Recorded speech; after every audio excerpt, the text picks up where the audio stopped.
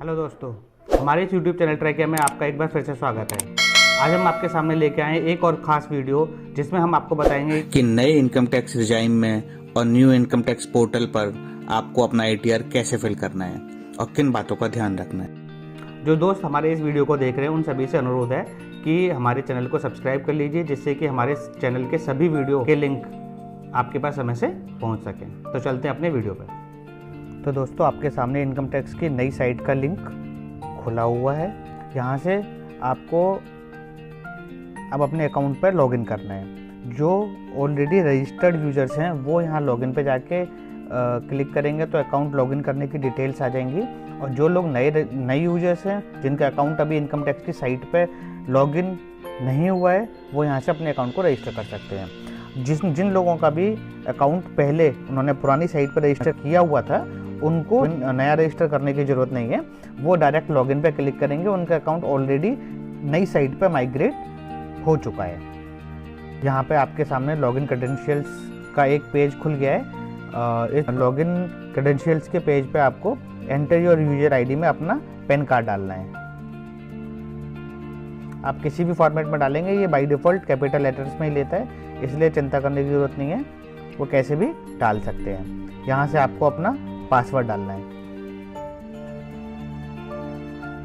वो पासवर्ड आपको वही डालना है जो पुरानी साइट पे आपका पासवर्ड था। यहाँ पे एक मैसेज है, please confirm your secure access message. यहाँ पे लिखा हुआ आप देख रहे हैं स्क्रीन पे, रॉन्ग पैन डिटेल्स। ये रॉन्ग पैन डिटेल्स जो मैसेज, ये जो लिखा हुआ मैसेज है वो मैंने खुद डाला है, इसलिए यहाँ पे ये मैसेज आ रहा है। आपके स्क्रीन पे जब आप अपना पेज लॉगिन करेंगे तो यहाँ पे लॉगिन लिखा आ रहा होगा। इस मैसेज को आप, सिक्योर मैसेज को आप खुद से चेंज भी कर सकते हैं। इस सिक्योर मैसेज का मतलब ये होता है कि आपको जो लिंक आपको मिला है वो इनकम टैक्स की ओरिजिनल ऑथेंटिकेट साइट का ही लिंक है। आप किसी और कॉपी लिंक पर क्लिक करके अपना इनकम टैक्स नहीं भर रहे हैं। इसलिए ये सिक्योर मैसेज जो है वो आप जब अपनी इनकम टैक्स की साइट पे अंदर जाएंगे, वहाँ से अपने प्रोफाइल अपडेट में जाके इसको अपने हिसाब से चेंज कर लें, जिससे कि जब भी आप इनकम टैक्स की साइट पर लॉगिन करेंगे तो आपके पास ये रहेगा कि आप अपनी ऑथेंटिकेट साइट है कि नहीं। तो जो मैसेज आप डालेंगे वही यहाँ पर डिस्प्ले होगा। तो ये रॉन्ग पैन डिटेल्स जो मैंने डिटेल्स डाली है, मैसेज जो अपना डाला है, इससे ये ऑथेंटिकेट हो जाता है कि ये हमारी इनकम टैक्स की ऑथेंटिकेट लिंक है जिस पे मैं जाके अपना ITR फाइल करूँगा। जब इनकम टैक्स की साइट पे आप ओपन कर लेंगे तो आपके सामने आपकी प्रोफाइल खुलेगी। यहाँ से आप जाके अपना नाम देख सकते हैं और यहाँ पे आपका पैन कार्ड होगा। इधर ये जो पॉइंट है ये आपका आधार कार्ड का नंबर है, जो लास्ट 4 डिजिट शो हो रहे हैं। ये आपका फ़ोन नंबर, नीचे ईमेल ID, और जो डिटेल्स आपकी अपडेट होनी है वो आप यहाँ से अपडेट कर सकते हैं। फ्रंट पेज पे आपके सामने एक यहाँ पे file your income tax, file your return for the year and 31 मार्च। आपको असेसमेंट ईयर 2022 का इनकम टैक्स का डायरेक्ट लिंक दे दिया यहाँ पे। यहाँ से आप जाके फाइल नाउ कर सकते हैं। दूसरा, यहाँ से जो पिछले टैक्स डिपॉजिट इन्फॉर्मेशन है वो आप यहाँ से चेक कर सकते हैं। पिछला रिसेंट जो आपने भी कोई इनकम टैक्स फाइल किया होगा उसकी डिटेल्स आप यहाँ से चेक कर सकते हैं। ये आपके सामने ग्राफ के फॉर्म में आ रही है।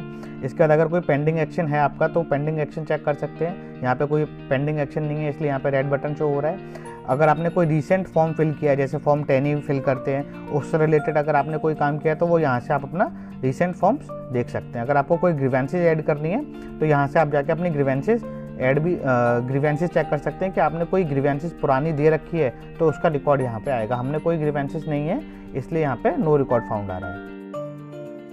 अब इनकम टैक्स का अपना जो इनकम टैक्स ITR फाइल करते हैं। तो आप इनकम टैक्स ITR फाइल करने के लिए आपको ई फाइल पे जाना है। यहाँ पे आप 2 ऑप्शन देख रहे होंगे, इनकम टैक्स रिटर्न और income tax form. Income tax return में जाके आपको इस साल का ITR फाइल करना है। इनकम टैक्स फॉर्म में जो आपको एक्स्ट्रा फॉर्म्स भरने होते हैं, जैसे फॉर्म 10 है, वो आपको यहाँ जाके मिल जाएगा। तो चलिए हम अपना इनकम टैक्स फाइल करते हैं। इनकम टैक्स फाइल पे हम क्लिक करेंगे तो ये पेज आपके सामने खुलेगा, इनकम टैक्स रिटर्न ITR। और यहाँ से आपको अपना असेसमेंट ईयर सिलेक्ट करना है। अब ये बहुत ईजी कर दिया है कि आपको कौन से असेसमेंट ईयर का इनकम टैक्स फाइल करना है, क्योंकि हम फाइल कर रहे हैं और यहाँ पे लिखा हुआ है करंट असेसमेंट ईयर। तो आपको अगर इस साल का इनकम टैक्स जो फाइल करना है उसके आगे आपको अब ये मतलब कंफ्यूज होने वाली बात नहीं रहेगी, क्योंकि उस पर ऑलरेडी इन्होंने करंट असेसमेंट ईयर लिखना शुरू कर दिया है। अब आपको यहाँ पे mode select mode of filing online form online भरना है या ऑफलाइन भरना है। ऑफलाइन के लिए आपको एक फाइल डाउनलोड होती है, XML फाइल डाउनलोड होती है, वो XML फाइल को आप अपलोड करेंगे तो आप ऑफलाइन रिटर्न भर सकते हैं। अब XML फाइल और ऑनलाइन फाइल जो है वो बिल्कुल सेम है, इसलिए हम रिकमेंड करेंगे कि आप ऑनलाइन रिटर्न ही फाइल करें, आपको आगे जाने की ज़रूरत नहीं है। यहाँ से आपको इसके बाद आपको कंटिन्यू कर देना है। कंटिन्यू करने के बाद आपने जो पिछली बार इनकम टैक्स कभी लास्ट भरा होगा वो अगर आपके सामने आपने पहले कोई आधा अधूरा इनकम टैक्स फाइल करके छोड़ दिया है तो यहाँ से अपने आप फाइल उस इनकम टैक्स को रिज्यूम कर सकते हैं फाइलिंग को। और अगर आपको नए सिरे से फ्रेश अपना इनकम टैक्स रिटर्न फाइल करना है तो आप यहाँ से स्टार्ट न्यू फिलिंग पे क्लिक कर दीजिए। स्टार्ट न्यू फिलिंग पे आप क्लिक करेंगे तो आपके सामने स्टार्टिंग से पूरा पेज ओपन होएगा कि आपको क्या क्या प्रोसेस फॉलो करने हैं। तो सबसे पहले आप यहाँ पे देखिए कि please select status applicable to you to proceed further.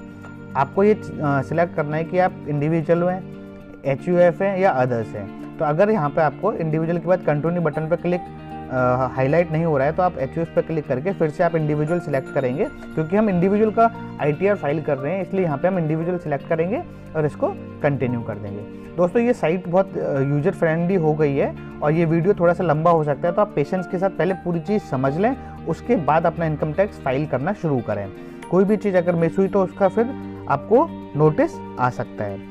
अब यहाँ पे देखना you need to choose an ITR form to proceed. अब आपको अपना ITR फॉर्म चूज करना है कि आपको कौन सा ITR फॉर्म भरना है। तो इंडिविजुअल के केस में हम ITR 1 भरते हैं और ITR 4 भरते हैं, पर जो सैलरी बेस्ड पर्सन होते हैं उनके लिए हम ITR 1 ही भरते हैं, इसलिए हम ITR 1 को यहाँ से सिलेक्ट कर लेंगे। फिर यहाँ पे प्रोसीड विद ITR 1 का बटन हाईलाइट हो गया है, इस पर क्लिक करेंगे तो आपका अगला पेज खुलेगा। यहाँ पे देखिए, यहाँ पे आ रहा है ITR 1 इनकम टैक्स रिटर्न। यहाँ पे आपको 3 स्टेप्स बताएं, validate your return, confirm your return summary और verify and submit your return. इन 3 स्टेप्स को कंप्लीट करने के बाद आपका फॉर्म भर सकते हैं। इससे पहले नीचे कुछ डॉक्यूमेंट्स दे रखे हैं जो आपको इनकम टैक्स फॉर्म ITR भरने के टाइम पे ज़रूरी हो सकते हैं। इन फॉर्म्स को आप अपने पास रख लीजिएगा जिससे कि आपको आसानी हो। फॉर्म 16 जो आपको कंपनी से मिला होगा, form 16A, 26 AS bank statements, housing loan interest, अगर आप कोई हाउसिंग लोन इंटरेस्ट का एग्जाम्प्ट चाहते हैं तो डोनेशन की कोई रिसिप्ट है तो उसकी डिटेल्स आप अपने पास रख लीजिएगा। अगर आप HRA में छूट चाहते हैं तो रेंटल एग्रीमेंट, रेंट रिसिप्ट्स की वो लिख लीजिएगा। 80C के installment payment receipt, LIC, ULIP etcetera. अगर आप 80C में छूट चाहते हैं तो इनकी सारी रसीद आप अपने पास रख लीजिएगा और उनका सारे कैलकुलेशन अपने पास करके रखिएगा, जिससे कि आप जब फाइल करेंगे इनकम टैक्स तो उनको आपको फाइल करने में आसानी हो। चलिए स्टार्ट करते हैं अपना इनकम टैक्स फाइल करना। सबसे पहले आपके सामने जब आप प्रोसीड करेंगे तो please answer the following questions to proceed. आपके साथ अब ये इनकम टैक्स की साइट ने एक ऐसा नई साइट में एक नई चीज़ ऐसी चीज़ डाली है कि आपको आंसर क्वेश्चन आंसर के बेसिस पे आप यस नो करते हुए आप ये डिसाइड कर सकते हैं कि आपको क्या चूज़ करना है, क्या चूज़ नहीं करना है। अगर आपको बहुत ज़्यादा नॉलेज भी नहीं है तो भी आप इन क्वेश्चन आंसर्स के बेसिस पे आपको चूज़ कर सकते हैं। तो पहला ऑप्शन है, are you filing the income tax return for any of the following reasons. पहला ऑप्शन है, taxable income is more than basic exemption limit. अगर आपकी इनकम 2.5 लाख से ज़्यादा है और वो आपकी टैक्सेबल इनकम ज़्यादा है तो आपको पहला ऑप्शन चूज करना है, जो कि ITR 1 फाइल करते हुए जो भी सैलरी बेस्ड पर्सन है वो सबको ये ऑप्शन चूज करना है। सेकंड ऑप्शन है, filling return of income due to fulfilling any one or more below mention conditions as per 7th proviso to the section 139(1). अभी पिछले साल से एक 7th प्रोविजन ऐड किया गया था इनकम टैक्स ने। वो इनकम टैक्स के 7th प्रोविजन में 3 शर्तें दी गई थी कि अगर आपका income tax return total deposit amount aggregate of amount exceeding 1 crore in one or more current account during the previous year. अगर आपने पिछले अपने कोई भी करंट अकाउंट में 1 करोड़ से ज़्यादा अमाउंट डिपॉजिट किया है तो आपको ये ऑप्शन चूज करना है। Incurred expenditure of amount or aggregate of amount exceeding 2 lakhs for travel. अगर आप किसी फॉरेन कंट्री में ट्रैवल करने गए हैं अपने लिए या अपने किसी अदर पर्सन के लिए, डिपेंडेंट पर्सन के लिए, और उसमें आपने 2 लाख से ज़्यादा इन्वेस्ट किया है तो आपको ये सेकंड वाला ऑप्शन चूज करना है। या फिर incurred amount expenditure of amount or aggregate amount exceed 1 lakh on consumption. अगर आपने इलेक्ट्रिसिटी का बिल पिछले साल 1 लाख से ज़्यादा भरा है तो भी आपको सेकंड ऑप्शन चूज करना है। और इन दोनों में से अगर कोई शर्त में आप लागू नहीं होते, आप फिट नहीं बैठते हो तो आपको अदर्स पे जाके क्लिक करना है। बट हम क्योंकि इंडिविजुअल के लिए भरने हैं तो हम अपना पहला ऑप्शन चूज करेंगे taxable income is more than basic exemption limit और इसको कंटिन्यू कर देंगे। आपसे पूछेगा we have prefilled your return based on information available with the income tax department, please confirm that the details in each section are correct to proceed. इसका मतलब ये है कि इनकम टैक्स ने जब आपका फॉर्म 16 इशू किया था, उस फॉर्म 16 के बेसिस पे आपकी जितनी भी डिटेल्स है वो ऑलरेडी इनकम टैक्स डिपार्टमेंट ने ऑलरेडी फिल कर दी है और उस डिटेल्स को आपको अपनी चेक करनी है कि वो सही है कि नहीं है। अगर आप उसमें कुछ भी करेक्शन करते हैं तो हम आपको बताएंगे कि करेक्शन कैसे करना है, और करेक्शन करते हैं तो उसका आपके पास प्रूफ होना चाहिए। तो इसको आप ओके कर देंगे और आगे फर्दर प्रोसीड करेंगे। जैसे आप आगे फर्दर प्रोसीड करेंगे तो ये टिक टिक घड़ी इन्होंने लगा दी है और ये टिक टिक घड़ी आपको बताएगी कि आपका कितना टाइम रिमेन रह गया है आपके इस सेशन को कंप्लीट करने के लिए।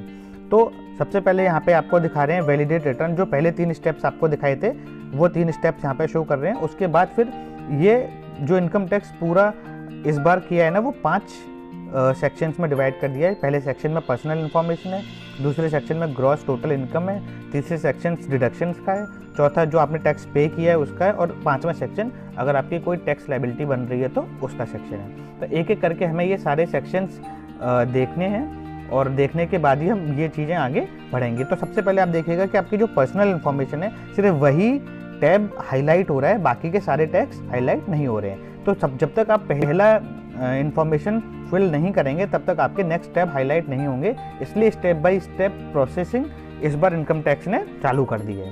तो जैसे हम पर्सनल इन्फॉर्मेशन पर क्लिक करेंगे तो यहाँ से आप अपना नाम चेक कर सकते हैं। आज पर आधार कार्ड कि जो नाम आपके सामने शो हो रहा है वो करेक्ट नेम है कि नहीं, यहाँ से आप अपना पैन कार्ड चेक कर सकते हैं, फिर डेट ऑफ बर्थ और यहाँ से आधार कार्ड का नंबर।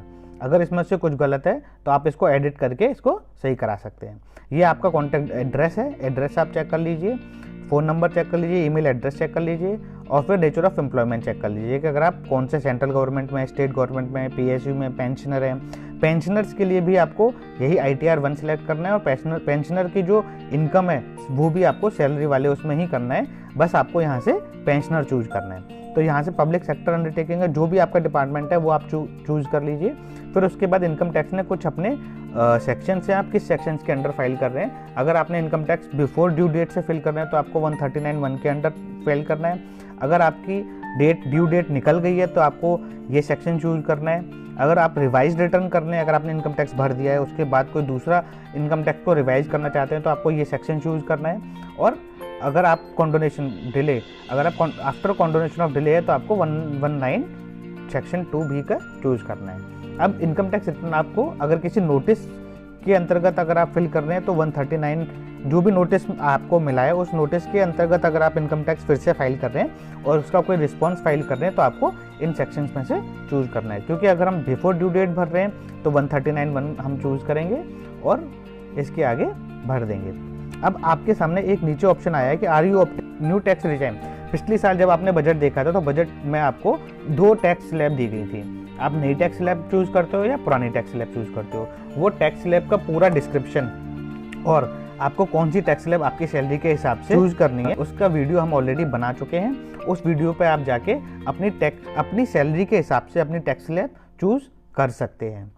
ठीक है, तो दोस्तों आप उस वीडियो को देख लेना पहले। उस वीडियो को देखने के बाद अपनी सैलरी के हिसाब से अपनी टैक्स स्लैब चूज करना। उस टैक्स स्लैब के हिसाब से आप अपनी ये जो न्यू टैक्स रिजाइम है उसको यस करना या नो करना, जो भी आपको टैक्स रिजाइम चूज करनी है वो आप चूज कर सकते हैं। तो हम यहाँ पे नई टैक्स रिजाइम चूज नहीं कर रहे हैं, इसलिए हम पुरानी वाली टैक्स स्लैब के अनुसार ही हम भरेंगे, इसलिए हम यहाँ से नो सेलेक्ट करते हैं।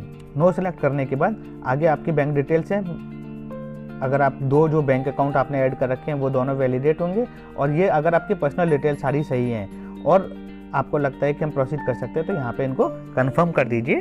कंफर्म करने के बाद आगे प्रोसीड करेंगे। जैसे ही हमने इसको कंफर्म किया तो देखिए यहाँ पे हमारी पर्सनल इन्फॉर्मेशन में ऊपर लिखा आ गया कंफर्म्ड। अब हमारा जो सेकंड टैब है वो ओपन हो गया ग्रॉस टोटल इनकम का। अब हमें यहाँ से सेकंड वाली जो ग्रॉस टोटल इनकम है उस वाले टैब पे क्लिक करेंगे तो हमारे सामने जो हमारी फॉर्म 16 हमें पेज मिला है वो सारा पेज हमारे सामने आ जाएगा।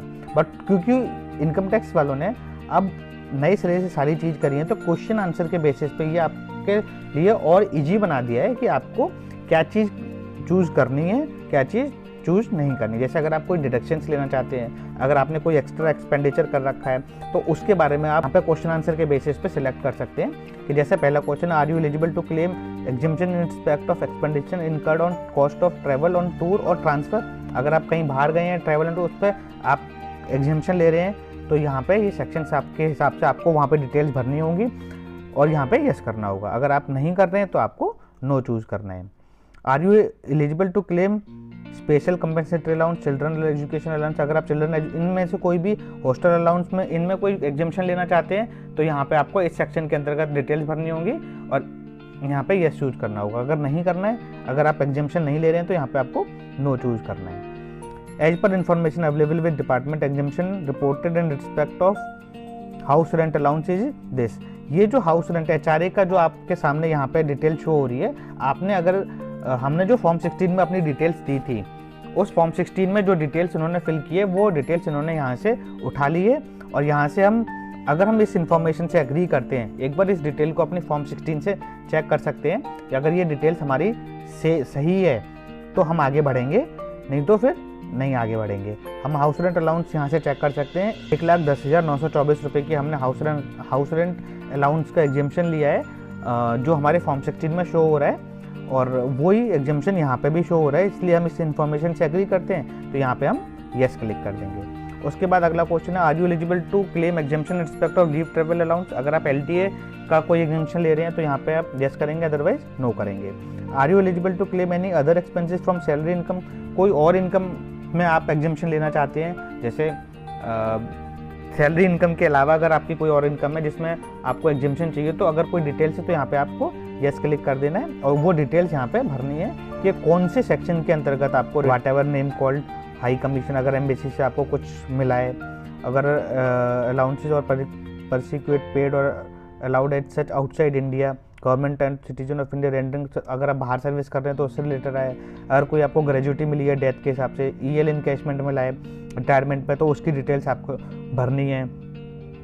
फर्स्ट प्रोविजन कंपेंसेशन लिमिट अगर आपको कोई है तो वो सारी डिटेल्स यहाँ से भरने, अपने हिसाब से इन सबको चूज करेंगे और अगर आपको कुछ नहीं करना है तो यहाँ पे नो पे क्लिक करेंगे और कंटिन्यू कर देंगे। जैसे आप नो पे क्लिक करेंगे तो आपके सामने अब जो फॉर्म 16 में आपकी जो डिटेल्स हैं वो आपके सामने डिटेल्स खुल जाएंगी। इन डिटेल्स को आप एक बार चेक कर लीजिए और इन डिटेल्स को कैसे एडिट करना है। ये डिटेल्स एडिट भी हो जाती है बट एडिट करने के लिए आपके पास वैलिड रीजन होना चाहिए।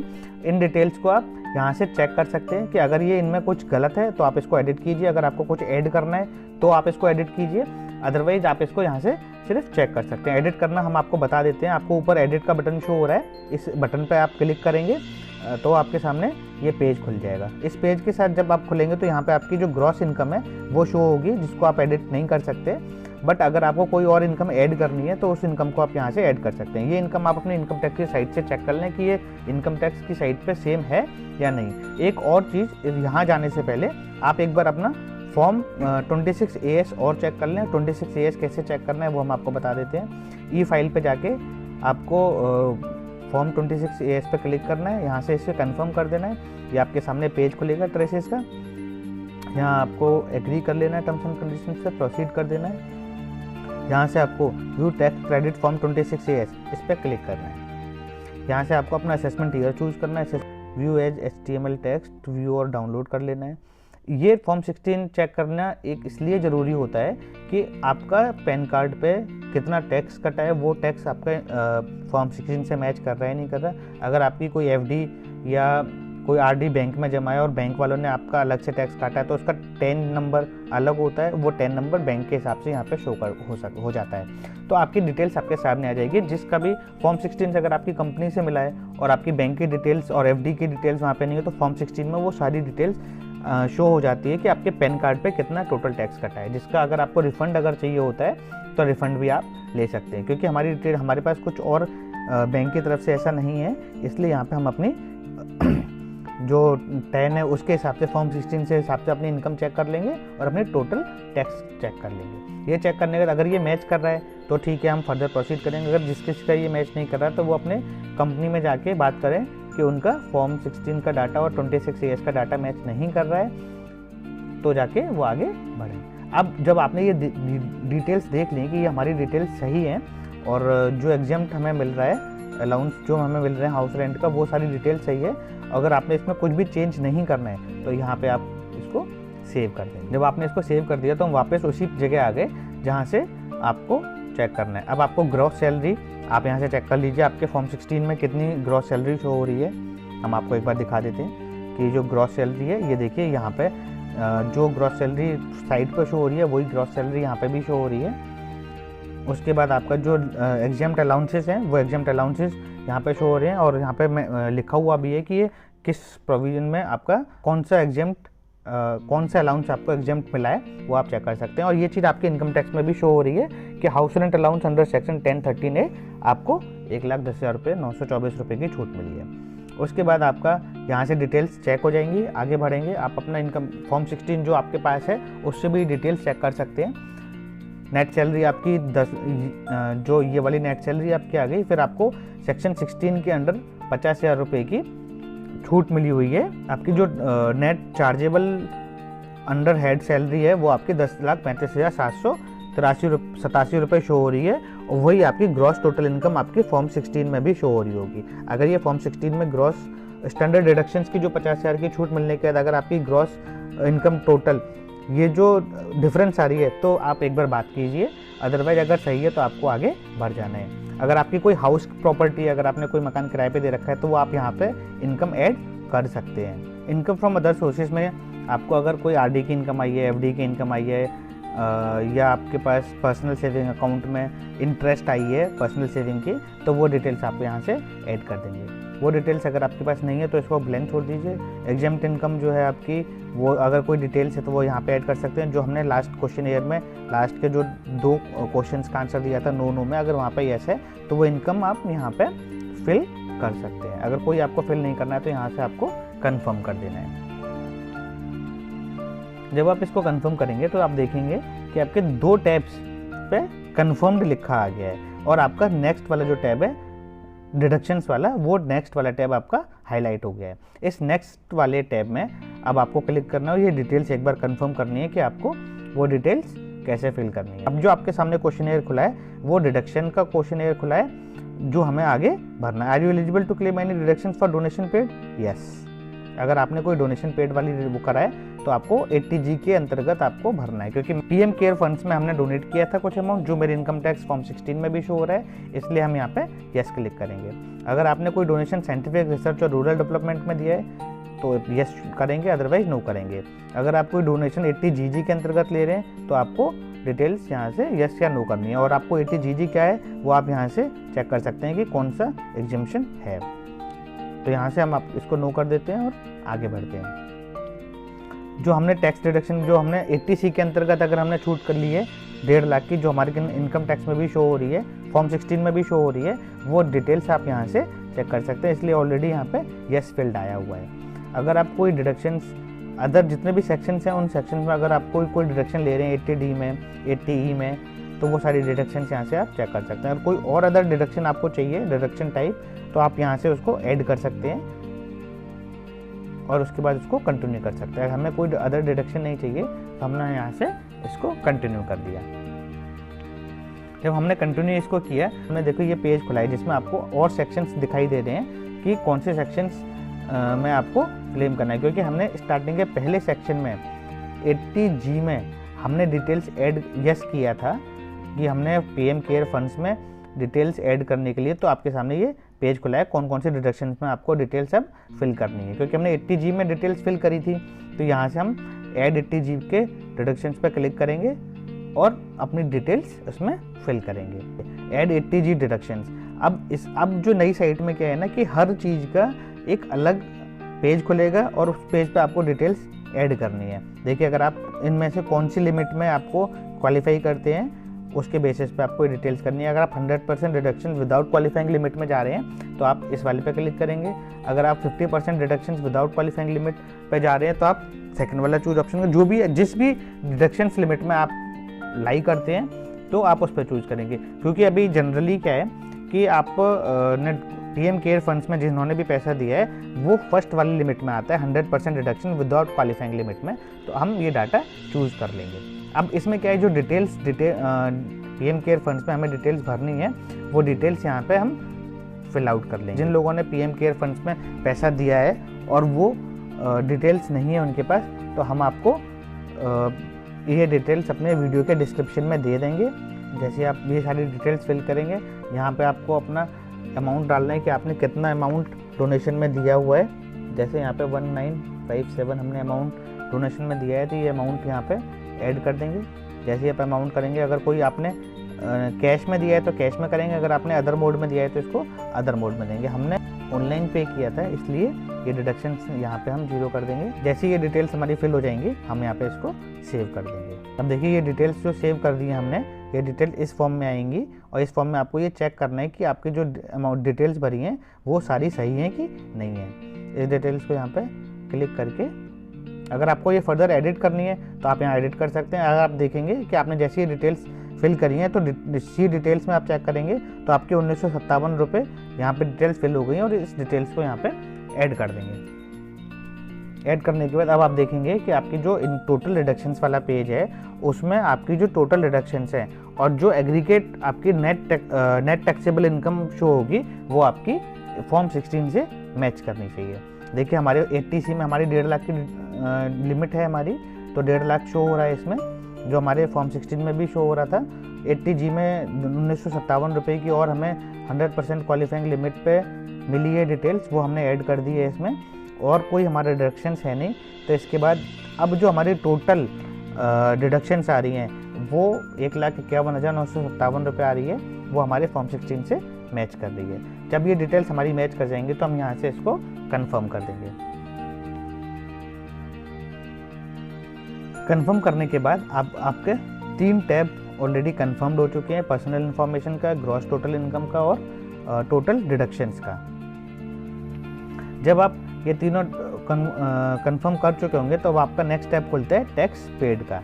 टैक्स पेड पे आप अब अपनी डिटेल्स देखेंगे कि आपने कितना टैक्स पे किया है और आपको कितना टैक्स मिल रहा है। ये जो आपके सामने टैक्स शो हो रहा है 76,210 रुपये, ये आपके 10 ने डिडक्ट किया हुआ है। ये आप अपने फॉर्म 16 से चेक कर लें। फर्स्ट पेज जो आपका फॉर्म 16 का होगा वो यहाँ पे आपको शो कर रहा होगा कि आपका कितना टैक्स कटा है। ये टैक्स यहाँ से चेक करने के बाद अगर ये टैक्स की डिटेल मैच कर रही है तो फिर आप इसको आगे फर्दर प्रोसीड कर दीजिए। आपको कुछ करना नहीं है, ऑलरेडी सारी डिटेल्स फिल हो चुकी हैं। बस आपको ये जो टैक्स की लायबिलिटी और टैक्स की जो डिटेल्स हैं वो आपको सिर्फ चेक करनी है, और चेक करने के बाद आपको देखना है कि ये डिटेल्स आपकी कितनी बनती है। जब ये सारी डिटेल्स आपने फिल कर दी तब आपकी टैक्स लायबिलिटी निकल के आ गई। टैक्स लायबिलिटी जब आप चेक करेंगे तो आपके पास सारी इन्फॉर्मेशन एक बार फिर से शो होगी। आपकी नेट टैक्सेबल ग्रॉस इनकम आ रही थी जो हमने फॉर्म 16 में पहले बताई थी, 50,000 की डिडक्शंस के बाद, और जो हमने HRA के छूट ली है उसके बाद जो टोटल इनकम आ रही थी हमारी वो ये आ रही थी। इसके बाद हमारा डिडक्शंस हुआ। डिडक्शंस होने 1,51,000 रुपये का जो हमारा डिडक्शन हमें छूट मिली है वो डिडक्शंस हुआ। उसके बाद हमारी नेट टैक्सेबल इनकम जो आ रही है 8,83,830 रुपये, ये हमारी टोटल नेट टैक्सेबल इनकम है जो फॉर्म 16 से मैच कर रही है। अब इसके ऊपर जो हमारा कंप्यूटेशन ऑफ टैक्स है, इन्होंने टैक्स कैलकुलेट किया 89,000, ये भी आपको अपने फॉर्म 16 में शो हो रही होगी। और जो आपको सेस लगने के बाद जो टोटल टैक्स आपका बन रहा है 92,837 रुपये, ये आपको शो हो रही होगी यहाँ पे, क्योंकि हमारा टैक्स कम कटा है और यहाँ पे हमारा टैक्स कैलकुलेशन जो हमारा लायबिलिटी है टैक्स की वो ज़्यादा बन रही है, तो फिर हमें टैक्स पे करना होगा। वो हम आपको बताएंगे कि आगे टैक्स कैसे पे करना है। अगर आपने फॉर्म 16 भरा हुआ है और आपको उसमें फॉर्म 16 की छूट चाहिए तो आपको अंडर सेक्शन 89 के अंतर्गत आपको फॉर्म 10E में जो आपको छूट मिली है वो डिटेल्स आप यहाँ पे फिल करेंगे। क्योंकि हमारे पास फॉर्म 10E हमने नहीं भरा है और हमें कोई छूट नहीं चाहिए, तो इसके बेसिस पे आपको यहाँ से चेक होगा। अब आप देखिए applicable when there is a default in payment of advance tax. अगर आपने एडवांस टैक्स नहीं भरा है और आपको डिफ़ॉल्ट हुआ है तो आपको यहाँ पे देखिए कैलकुलेशन शो हो रही है। अब क्योंकि आपने एडवांस टैक्स पे नहीं किया था, आपकी कंपनी ने नहीं काटा हुआ, तो उसके बेसिस पे आपको 1994 रुपये और एक्स्ट्रा देने हैं, जिससे आपका टोटल टैक्स बनता है 94,831 रुपये। अगर आपने इसको पे करने में और डिले किया तो आपके ऊपर ये इंटरेस्ट की लायबिलिटी बढ़ती जाएगी और इंटरेस्ट की लायबिलिटी बढ़ने के बाद आपका जो टैक्स देना होगा वो और फिल हो जाएगा। अब आप यहाँ पे देखिए कि टोटल टैक्स लायबिलिटी जो यहाँ से बन रही है वो 94,831 रुपये बन रही है। अगर आपको ये ठीक लगता है तो आप यहाँ से इस पर प्रोसीड पे क्लिक कीजिए, तो फिर आपके सामने पूरी डिटेल फिल हुई। अब आपके जो 5 टैब है ना, वो ऑलरेडी आप चेक कर चुके हैं, आपकी सारी चीज़ चेक हो गई है। तो देखिए, आपने पहला जो स्टार्टिंग में जो हमने 3 चीज़ें बताई थी कि 3 स्टेप्स में आपको चीज़ करना है, अब आपने पहला स्टेप कंफर्म कर लिया है। वैलिडेट रिटर्न, आपने अपना जो रिटर्न है वो पूरी तरीके से वैलिडेट कर लिया है। अब आपको अपने रिटर्न को कंफर्म करना है, सेकंड स्टेप। अभी इसमें ये जो आपने अभी तक पूरा फिल किया है वो आपको शॉर्ट फॉर्म में आपके सामने सब कुछ शो हो रहा है कि आपकी ग्रॉस टोटल इनकम कितनी थी, टोटल डिडक्शंस कितने थे, टोटल टैक्सेबल इनकम कितनी हुई, फिर आपका जो टैक्स लायबिलिटी है वो कितनी बन रही है, आपने टैक्स कितना पे किया है, अब आपको कितना अमाउंट पे करना है। अगर आपको अमाउंट पे करने का ऑप्शन यहाँ पे शो हो रहा है, तो यहाँ पे आप तुरंत पे करना चाहते हैं, तो यहाँ पे आप पे नाउ के बटन पे जब आप क्लिक करेंगे तो आपके सामने ये पेज खुलेगा, जिसमें आपको चालान नंबर ITNS 280 चूज़ करना है और यहाँ पे प्रोसीड पे क्लिक करना है। जब आप प्रोसीड पे क्लिक कर देंगे तो आपके सामने टैक्स एप्लीकेबल ये जो इन्फॉर्मेशन है वो आपको इन्फॉर्मेशन चूज़ करनी है, इनकम टैक्स। उसके बाद आपको सेल्फ असेसमेंट टैक्स देना है, बैंक का नाम देना है कि किस बैंक से आपको अपना टैक्स पे करेंगे। स्टेट बैंक ऑफ इंडिया का है तो स्टेट बैंक से चूज़ करेंगे, अगर कोई और बैंक है तो और बैंक चूज़ करेंगे, और यहाँ पे अपनी डिटेल्स फिल कर देंगे। डिटेल्स फिल करने के बाद जैसे प्रोसीड पे क्लिक करेंगे तो आपके सामने एक चालान क्रिएट होगा जब आप अमाउंट अपनी टैक्स फिल कर चुके होंगे। तो देखते हैं कि वो चालान कैसे चालान आता है। जब आप अपना टैक्स पे कर चुके होंगे तो आपके सामने इस तरह का एक चालान प्रिंट होगा, जिस भी बैंक से आपने चालान प्रिंट किया है। अब यहाँ पे आपको देखिए BSR कोड है और चालान नंबर है, ये इन्फॉर्मेशन डाल के आपको अपने वापस इनकम टैक्स के फॉर्म पे जाना है। इनकम टैक्स के फॉर्म पे आपको जाना है, कहाँ पर है, आपको यहाँ पे क्लिक करना है रिटर्न समरी पे। जब आप रिटर्न समरी पे क्लिक करेंगे तो आपके सामने ये स्क्रीन खुल जाएगी, जो 5 डिटेल्स आपने फिल करी थी। टैब पे क्लिक करना है, यहाँ पे टैक्स पेड का जो ऑप्शन है यहाँ पे आपको क्लिक करना है। फिर आपके सामने एक और स्क्रीन खुलेगी, वहाँ पे जो आपने अभी एडवांस टैक्स पे किया है उसकी डिटेल फिल करनी है। वो डिटेल हम आपको बताते हैं कैसे करना है। देखिए यहाँ पे लिख रहा है advance tax and self assessment tax payment, यहाँ पे शो डिटेल्स है। शो डिटेल्स पे आप क्लिक करेंगे, यहाँ पे लिखेंगे ऐड अनदर, यहाँ पे आपको ऐड अनदर करना है। ये जो आपके सामने स्क्रीन खुली है, यहाँ पे आपको जो अभी चालान प्रिंट हुआ है उसमें से BSR नंबर लिख देना है। ये हमारा BSR नंबर है, ये BSR नंबर लिख देंगे। जो चालान नंबर है वो चालान नंबर लिख देंगे। किस डेट में आपने टैक्स पे किया है वो टैक्स पे कर देंगे, और कितनी अमाउंट आपने पे की है वो अमाउंट आप पे कर देंगे और इसको ऐड कर देंगे। जब आप इसको ऐड कर देंगे तो आपके सामने देखिए यहाँ पे अब टैक्स लायबिलिटी जो है वो 0 शो हो जाएगी। पहले वहाँ पे पे नाउ का ऑप्शन आ रहा था, अब आपका देखिए टोटल टैक्स पेड में आपका 94,831 रुपये शो हो रहा है। इसको आप कंफर्म कर देंगे। जब आप इसको कंफर्म कर देंगे तो फिर यहाँ पे आपका देखिए कि आपको जो टोटल टैक्स पेड 94,831 रुपये आ गया। टैक्स लायबिलिटी भी आपकी पूरी कंफर्म हो गई और प्रोसीड कर देंगे। जब आप इसको प्रोसीड कर देंगे तो यहाँ पे लिखा हुआ आ रहा है you need to make a payment of ₹0। जब ये चीज़ लिखा आ जाएगा और टैक्स पेबल आपका 0 आ जाएगा तो आप यहाँ पे प्रीव्यू रिटर्न के बटन पे क्लिक करेंगे। प्रीव्यू रिटर्न के बटन पर क्लिक करने के बाद आपको अपना डिक्लेरेशन देना है। अगर आपने खुद सेल्फ टैक्स भरा है तो सेल्फ का डिक्लेरेशन देंगे। अगर आपने किसी CA को या किसी टैक्स रिटर्न प्रिपेयर को आपने हायर कर रखा है अपना टैक्स करने के लिए, तो वो अपने यहाँ पे अपनी डिटेल्स भरेगा।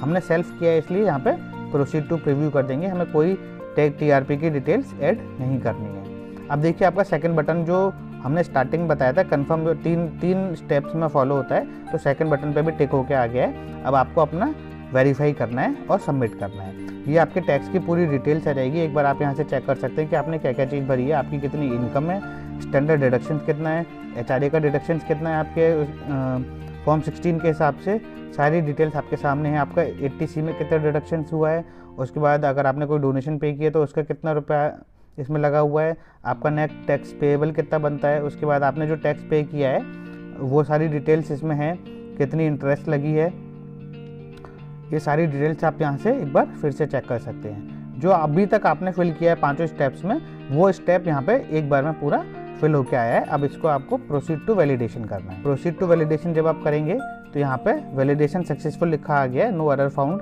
तो इसका मतलब आपने अभी तक जो भी काम किया है इसमें वो सब कुछ सही तरीके से किया हुआ है और अब आप इसको वेरिफिकेशन के लिए प्रोसीड कर सकते हैं। जब आप वेरिफिकेशन के लिए प्रोसीड करेंगे तो आपके सामने ये ऑप्शन आता है ई वेरीफाई लेटर, वेरीफाई विया ITR वी और ई वेरीफाई नाउ। अगर हमें तुरंत के तुरंत अभी वेरीफाई करना है तो ई वेरीफाई नाउ पे क्लिक करेंगे और इसको कंटिन्यू कर लेंगे। हम रिकमेंड करेंगे आप तुरंत के तुरंत ई वेरीफाई कर लीजिए। अब यहाँ ई वेरीफाई करने के लिए देखिए आपके पास तमाम ऑप्शन है। I would like to verify through OTP, Aadhaar card, Aadhaar number जो है आपके, वो मोबाइल नंबर जो रजिस्टर्ड है उस पर एक OTP आता है, उसके थ्रू भी आप कर सकते हैं। अगर आपके पास डिजिटल सिग्नेचर है तो उसे DSC से भी कर सकते हैं, इंटरनेट बैंकिंग से भी कर सकते हैं, बैंक अकाउंट से भी कर सकते हैं, डीमेट अकाउंट से भी कर सकते हैं। अगर आपका EVC कोड है ऑलरेडी तो उससे भी कर सकते हैं। और मोबाइल नंबर पर अगर आप रजिस्टर्ड आधार कार्ड से बनाना चाहते हैं, OTP आपके पास ऑलरेडी आ चुका है वेरीफाई करने के लिए, तो आप उससे भी कर सकते हैं। तो हम जनरेट करना चाहेंगे I would like to verify using OTP on mobile number with registered with Aadhaar. इस पर हम क्लिक कर देंगे। आपके नंबर पे एक आधार कार्ड OTP आएगा। आपके पास OTP आ चुका है तो हम क्या करेंगे, यहाँ पे OTP डाल देंगे, तो वैलिडेट कर देंगे। देखिए अब हमारा कंफर्म सबमिशन रिटर्न आ गया है, हमारा वेरीफाई भी हो चुका है रिटर्न। इसको हमें सबमिट कर देना है।